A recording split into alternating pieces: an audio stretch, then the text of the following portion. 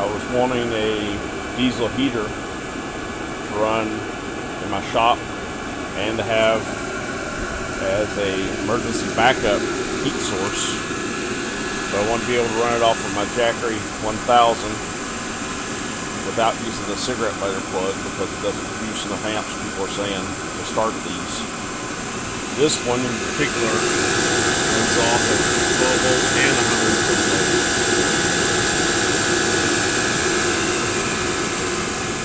So come down, run it off of my Jackery 1000, 98% battery, 56 watts, 14 hours of runtime.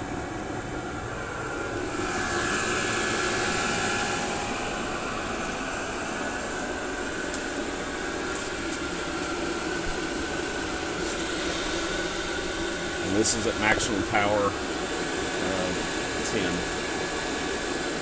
for that runtime.